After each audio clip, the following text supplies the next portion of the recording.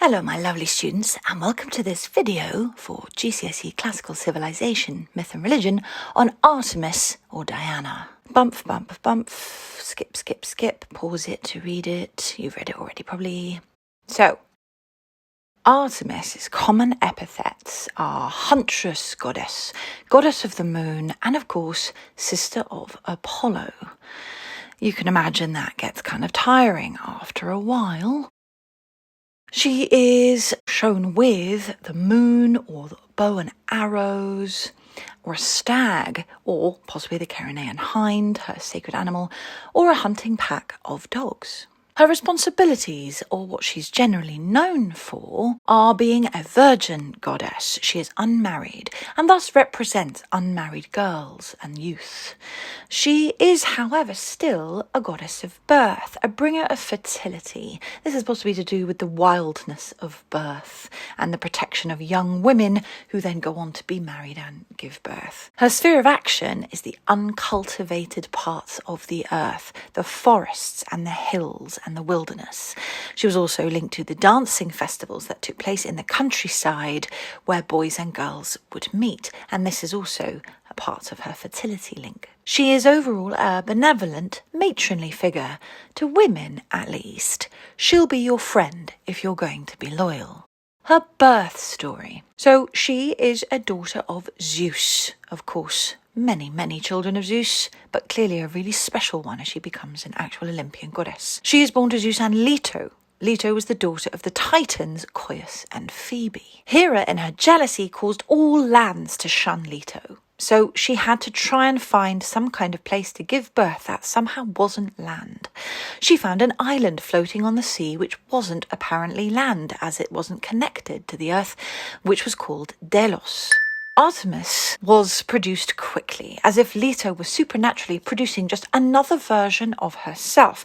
Her brother, of course, took longer. Apollo apparently took 9 days to be born. In Greece and Rome, she has different names. Artemis, her Greek name, is possibly of pre-Greek origin. We don't really know the meaning of the word Artemis, and she often has Phoebe given with her name or as an alternative name, meaning shining. In Rome, the name Diana has an etymology that possibly comes from the Proto-Indo-European root diu, with diuana or diujana or diuo, and that means overall to shine, and there are derivations that link it to the sky and heaven and just God in general, as they're meant to live up there. It could also just come from dios, meaning godly. But overall you can see, both with Greek Phoebe and Latin Phoebus, a link to this idea of shining, which certainly links to her as being goddess of the moon.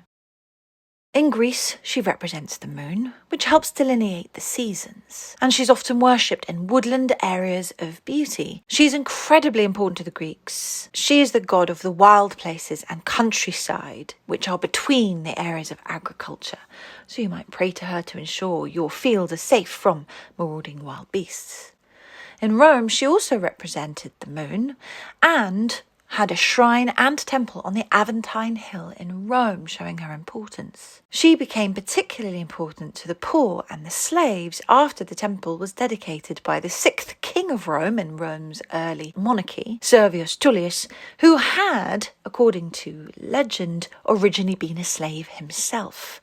He did this to cement an alliance with the Latin tribe, a nearby tribe already in existence in Italy, and they worshipped the nature goddess Diana. So it's possible that Diana was mixed with this Greek version to create this new goddess of a similar kind.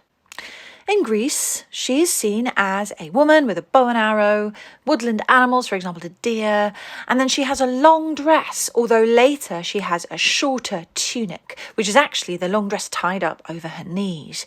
In Rome, she's generally seen as exactly the same, but you tend to only see her with that shorter tunic tied up over her knees. The reason why her tunic is tied up over her knees is you can't exactly run through the wilderness with the dress flapping at your ankles.